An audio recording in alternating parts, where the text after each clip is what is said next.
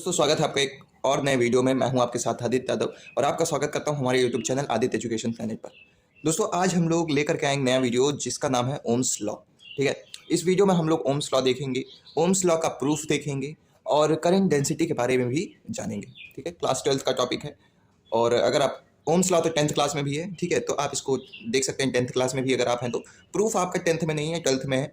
तो अगर देखा जाए तो बेसिकली ये वीडियो 12th क्लास के लिए। ठीक है, तो ओम्स लॉ के बारे में अगर हम लोग बात करें तो ओम्स लॉ क्या होता है, आपने पढ़ा होगा 10th में भी कि Ohm's law the potential difference across the ends of conductor is directly proportional to the current. यानी कि जो पोटेंशियल डिफरेंस होता है, potential difference potential difference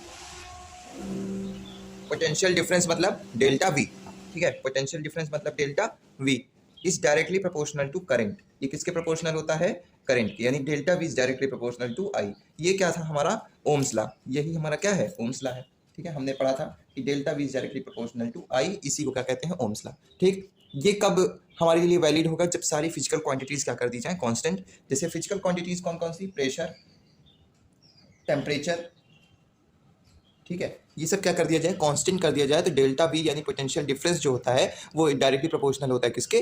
I यानी कि करंट के। ठीक है, इतनी बात समझ में आई। अब अगर इसका हम लोग ग्राफ बनाना चाहें तो यहाँ पर अगर हम लोग ग्राफ बनाएं तो हमारा ग्राफ कुछ ऐसा बनेगा। ठीक है, यहाँ पर हमारा ये वी है, ये आई है और ये V is directly proportional to I. यानी जैसे जैसे वी बढ़ रहा है और वैसे वैसे क्या है? आई भी बढ़ रहा है। तो वी और आई का क्या है? कांस्टेंट ग्राफ यहाँ पर हमको ओम्स लॉ का देखने को मिलता है। एमसीक्यू में 4 ग्राफ बना के दे देंगे, उसमें से भी पूछ सकता है कि इसमें से कौन सा ओम्स लॉ का ग्राफ है। तो आपको देखना है कि स्ट्रेट लाइन वाला वी और आई का ही रिलेशन होना चाहिए। कभी कभी क्या करता है? वी और आर का रिलेशन दे देता है। ठीक है, तो इस तरह नहीं, वी और आई के रिलेशन में V is directly proportional to I, ये आपको ध्यान रखना है। तो ये क्या है? ओम्स लॉ का हमारे पास ग्राफ है। ठीक है, अब अगर हम लोग मान लेते हैं कि एंगल हमारा क्या है? थीटा। ये वाला एंगल हमारा क्या है? थीटा एंगल है। ठीक, ये एंगल क्या है हमारा? थीटा। तो अब अगर हमारी ये एंगल थीटा है तो अगर हम लोग इसमें स्लोप निकालें, स्लोप आपने पढ़ा होगा, स्लोप क्या होता है? tan थीटा होता है। तो अगर हम लोग यहाँ पर स्लोप निकालें, slope slope is equal to tan theta होता है। ठीक है, tan थीटा क्या होता है? Perpendicular upon base. tan theta is equal to क्या होता है? हम लोगों को पता है tan theta is equal to perpendicular upon base. ठीक, tan theta is equal to perpendicular upon base. अब देखिए परपेंडिकुलर ये थीटा है, तो मान लेते हैं यहाँ पर हम लोग इसको देखते हैं, ये इतना सा पार्ट हम लोग यहाँ पे एक ट्रायंगल देखते हैं। ठीक है, यहाँ पर हम लोग एक ट्रायंगल, तो देखिए ये v है तो ये भी क्या होगा? v होगा। होगा कि नहीं? ये भी हमारा क्या हो गया? v। ये i है, ये भी हमारा क्या होगा? i होगा। ये भी हमारा क्या होगा? i होगा। अब देखिए v और i, थीटा के सामने वाली साइड क्या होगी? परपेंडिकुलर, और जो बची साइड वो क्या होगी? बेस। ठीक है, तो थीटा के सामने वाली साइड क्या है? v। थीटा के सामने वाली साइड क्या है? v। तो यहाँ पर हम लोग कह सकते हैं कि tan theta is equal to perpendicular यानी v और बेस यानी कि i। tan theta is equal to v by I. अब देखिए tan थीटा क्या है? हर जगह कांस्टेंट है, हर जगह कांस्टेंट है। तो यहाँ पर हम लोग लिख सकते हैं कि कांस्टेंट tan थीटा की जगह क्या लिख सकते हैं? Constant is equal to v upon I. v upon I लिख सकते हैं कि नहीं लिख सकते? Constant is equal to v by I, यानी कि v और i का जो रेशियो है वो क्या है? कांस्टेंट है। और यही कांस्टेंट क्या है हमारा? इसी कांस्टेंट को हम लोग क्या लिख सकते हैं? रेजिस्टेंस। इसी कांस्टेंट को क्या लिख सकते हैं? रेजिस्टेंस लिख सकते हैं। ठीक है, तो ये बात समझ में आई? Resistance is equal to v by I. ये हो गया हमारा क्या? Ohm's law. यही हमारा क्या है? Ohm's law. यानी कि यहाँ पर delta V is directly proportional to I था, यहाँ पर देख सकते हैं आप delta V is directly proportional to क्या है? आई। यहाँ पर हम लोग देखें delta V is equal to, यहाँ पर क्या होगा? डायरेक्टली प्रोपोर्शनल का साइन हटेगा तो क्या लगेगा? एक रेश कांस्टेंट, वो कांस्टेंट क्या होगा? I R. वो कांस्टेंट क्या होगा? आर। तो यहाँ से देखिए delta V is equal to I R, और यहाँ से डेल्टा वी अपॉन आई कर देंगे तो क्या मिल जाएगा हमको? आर। तो यहाँ से भी आपको ओम्स लॉ मिल गया और ग्राफ के जरिए भी आपको यहाँ पर आपको ओम्स लॉ मिल गया। ठीक है, तो ये था हमारा ओम्स लॉ। ये क्या था हमारा? Ohm's law. ठीक है, अब हम लोग बात करते हैं प्रूफ ऑफ ओम्स लॉ की। तो अब हम लोग बात करते हैं प्रूफ ऑफ ओम्स लॉ के बारे में। ठीक है, तो प्रूफ ऑफ ओम्स लॉ पढ़ने से पहले अगर आपको ये वीडियो अच्छा लग रहा हो तो एक बार चैनल को सब्सक्राइब कर दीजिए, वीडियो को लाइक कर दीजिएगा, बेल आइकन दबाना मत भूलिएगा और अपने दोस्तों को शेयर कर दीजिए। ठीक है, तो अब हम लोग बात करते हैं प्रूफ ऑफ ओम्स लॉ के बारे में। तो आपने पढ़ा होगा क्या? Relation between drift velocity and current पढ़ा होगा, आई होप आपने पढ़ा होगा। ठीक है, या फिर मैं बता देता हूँ यहाँ पर रिलेशन बिटवीन ड्रिफ्ट वेलोसिटी और करंट क्या होता है? I is equal to N E A V D. पढ़ा होगा, N I is equal to N E A V D. ये था क्या हमारा? Relation between current and drift velocity. यहाँ पर आई हमारा करंट है, एन नंबर ऑफ इलेक्ट्रॉन्स हैं ई चार्ज ऑफ इलेक्ट्रॉन्स है, ए एरिया ऑफ कंडक्टर है, area of cross section of conductor, V क्या हमारी ड्रिफ्ट वेलोसिटी। ठीक है, तो ये क्या था, relationship between current and drift velocity. ठीक है, एक बात ये हो गई। दूसरा एक चीज आपने पढ़ा होगा कि ड्रिफ्ट वेलोसिटी का फॉर्मूला क्या होता है, VD is equal to, VD का फॉर्मूला क्या होता है, EV upon ML, EV upon ML tau average, EV upon ML tau average. ठीक है, अब देखिए इसमें क्या होता है, वीडी क्या है, ड्रिफ्ट वेलोसिटी, वीडी क्या है हमारी ड्रिफ्ट वेलोसिटी, ई क्या है चार्ज ऑफ इलेक्ट्रॉन, वी क्या है वेलोसिटी ऑफ, नहीं sorry drift velocity of electron. ठीक है, एम क्या है मास ऑफ इलेक्ट्रॉन, एल क्या है length of length of conductor, और टाउ एवरेज क्या है, टाउ एवरेज है रिलैक्सेशन टाइम, क्या है रिलैक्सेशन टाइम।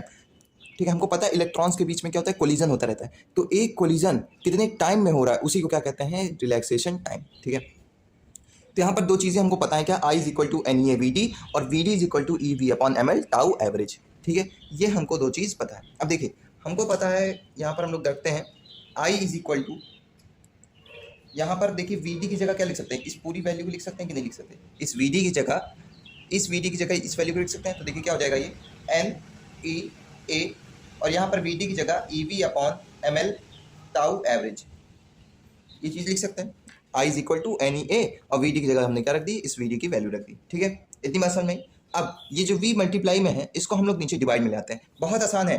तो i अपॉन का ये v कहाँ गया डिवाइड में, इज इक्वल टू क्या हो गया एन ई ए और v डिवाइड में आ गया, कितना बचा e अपॉन एम एल और टाउ एवरेज, ये हो गया i upon V is equal to N E A upon M L tau average. ठीक है, अब यहाँ पर आप देखें कि इसको उल्टा कर दें, हमको क्या चाहिए, आई अपॉन वी नहीं चाहिए, क्या चाहिए V upon I, I upon V है यहाँ पर, तो इसको उल्टा कर दीजिए, तो क्या हो जाएगा V upon I, V upon I is equal to, अब देखो यहाँ पर जब ये उल्टा हुआ है तो ये भी क्या होगा, उल्टा हो जाएगा, तो कितना हो जाएगा एम एल अपॉन ये एम एल ऊपर गया और सब चीज़ क्या जाएगा नीचे, तो एन ई ए और ये वाला ई और टाउ एवरेज, ये हो जाएगा कि नहीं हो जाएगा। अब देखिए मास ऑफ इलेक्ट्रॉन क्या है, कांस्टेंट, लेंथ ऑफ कंडक्टर क्या है, constant, N number of electrons क्या है, कांस्टेंट, ई क्या है चार्ज ऑफ इलेक्ट्रॉन, कांस्टेंट, ये भी चार्ज ऑफ इलेक्ट्रॉन कांस्टेंट और टाउ एवरेज भी क्या है, कांस्टेंट। तो हम कह सकते हैं कि ये पूरा पार्ट क्या है, ये पूरा पार्ट हमारा क्या है, कांस्टेंट है, क्या है कांस्टेंट, ये हमारा पूरा पार्ट क्या है, कांस्टेंट। ठीक है, इतनी बात समझ में आई।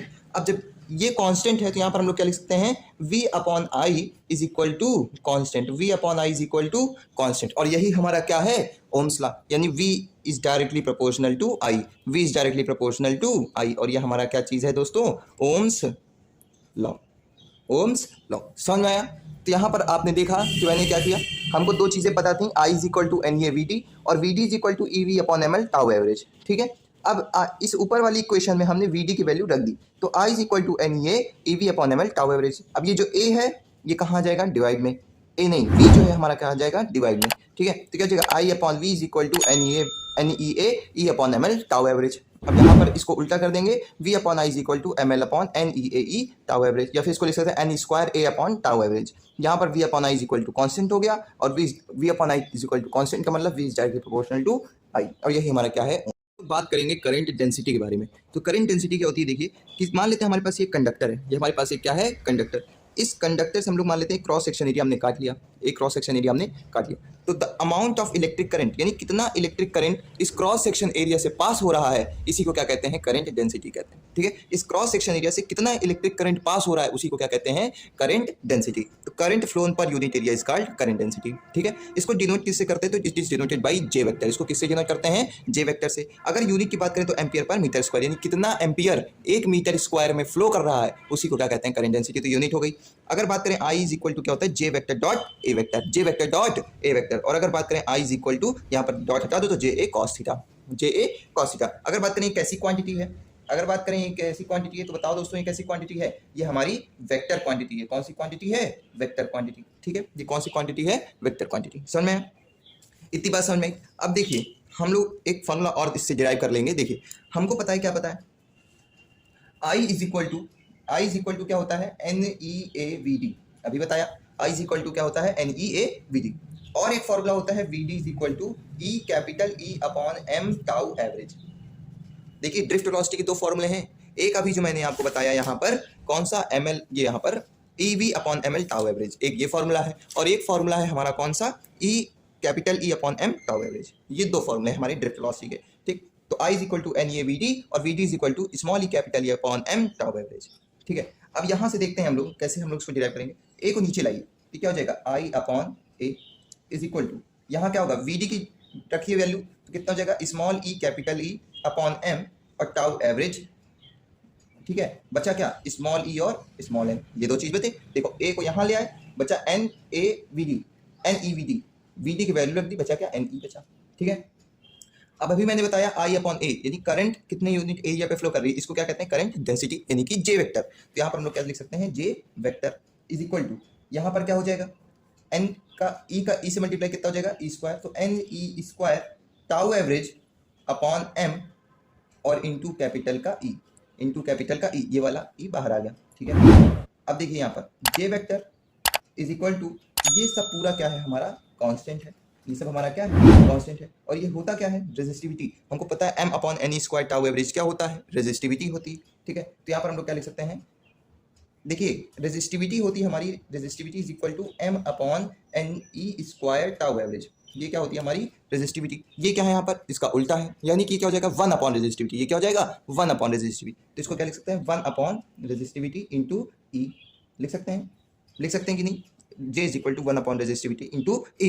अब हमको पता है कि रेजिस्टिविटी का उल्टा क्या होता है, कंडक्टिविटी होता है, यानी रेजिस्टिविटी का उल्टा क्या होता है कंडक्टिविटी, या फिर इसको लिख सकते हैं conductivity is equal to 1 upon resistivity, ये चीज लिख सकते हैं। तो यहाँ से देखिए 1 अपॉन रेजिस्टिविटी क्या लिख सकते हैं कंडक्टिविटी, तो यहाँ पर J vector is equal to, यहाँ पर 1 अपॉन रो को क्या लिख सकते हैं कंडक्टिविटी यानी कि सिग्मा, और इंटू E वेक्टर। ये एक हमारा और क्या हो गया फॉर्मूला, इसको भी आपको क्या करना है याद कर लेना है, ठीक है। तो ये सारी चीज़ें हमने आज पढ़ ली।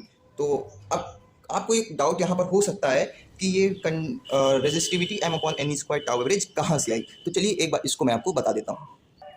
तो यहाँ पर आप देखिए, आपको ये चीज़ तो पता होगा कि R is equal to ML upon NE square tau average into A, ये चीज़ आपको पता होगी, ठीक है।